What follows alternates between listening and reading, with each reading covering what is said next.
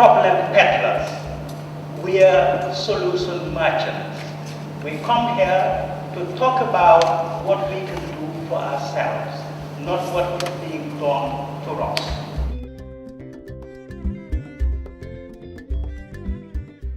We do know, according to the World Bank, remittances for 2003 amounted to about $200 billion. So however conservative we may be, remittances from the UK to Africa must amount to hundreds of millions of pounds annually. So we are by far the biggest donors to Africa.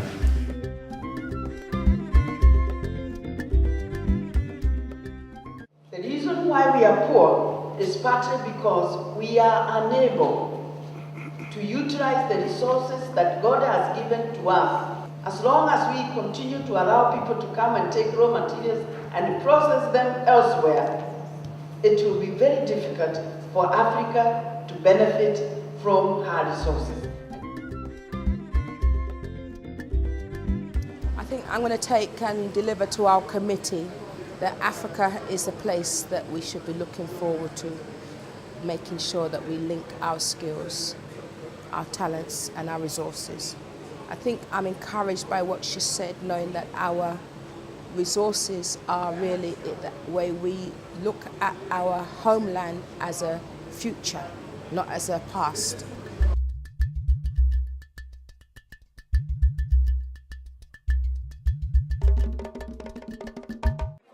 The African economies are going to grow through business growth. So if we want our economies to grow, then we need to grow businesses. So that's the first thing.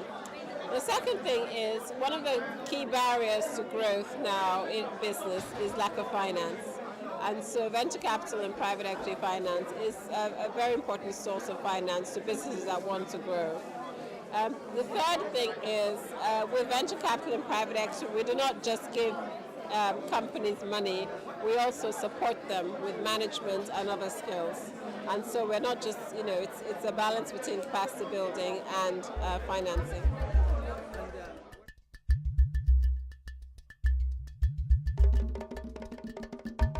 Africa has a whole heap of potential, and art and culture has been one of its major exports.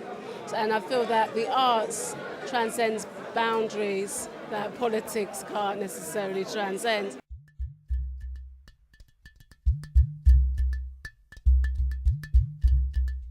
If you value your community, you work and cultivate the skills that are necessary to bring about transformation.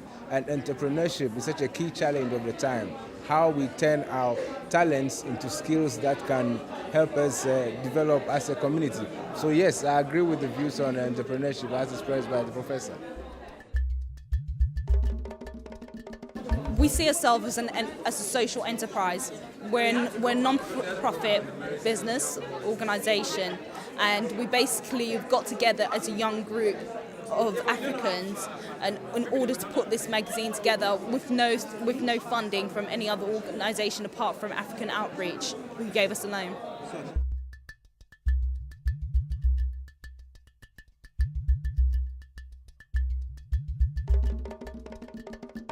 I think by investing in the future, the most important thing she said for me was about education.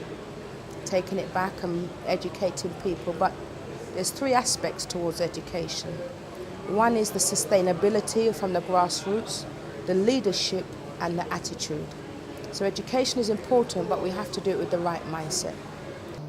Now, when you go to a university and you read and you get a degree, that has not given you the skills and the tools. You may have the knowledge, but you still need skill and tools. Even if you send money back home, and I want to commend you very highly for the large amount of money you send back home.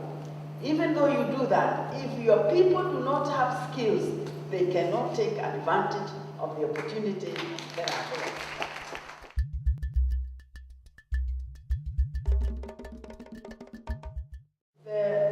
The onus is on us, leaders, on us the African leadership to demonstrate that we have no business being given orders by other sovereign states, because we can govern ourselves properly.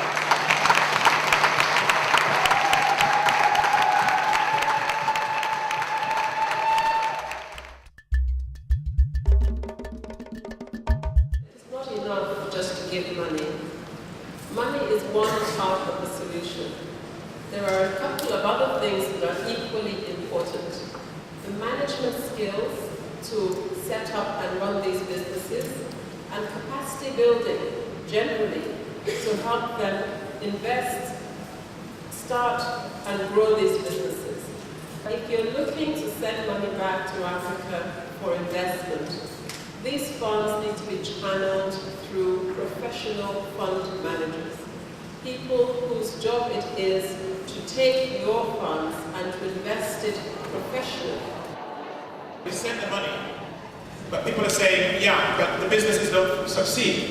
And we've all had that experience. Somebody says, I want to set up a business center. Somebody says, I want to set up a mechanic business, but it fails because we're not getting, the right support is not there. How do we get this right support in place?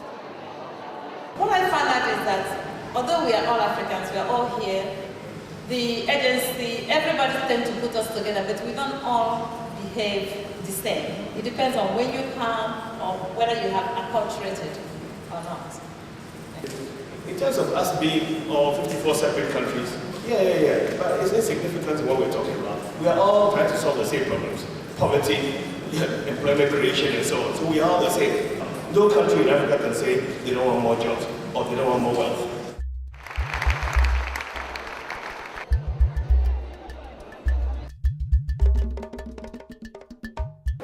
The day went very well, my brother. It was very productive. Lots of good networking amongst ourselves. And what we like about the organization, it follows up. It's not just a talking shop.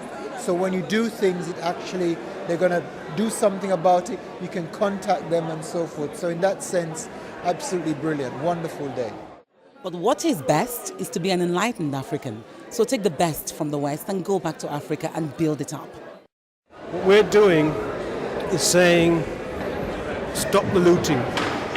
We're poor because they've been looting us. Just imagine, G8, okay? 110 years ago, the same people, their ancestors met in Berlin for carving up the African continent. Now, if we had been organized then, do you think we'd go there and say, carve it up nicely? Be nice to us? Or would we say, no, you have no rights to do that? And that's what we should be doing. Coming today gives me the pride and, makes you feel in love with your people and yourself.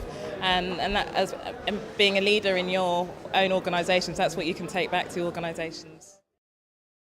Many Africans have gone to conferences and things. Even when they are talking about Africa, there are only a few African faces there. But this is being organized by Africans in diaspora to help projects back at home. And that just falls right in line with what I've always thought about, and talked about and worked for. I really could not have been a happier person, today. Thanks for letting me come to this one.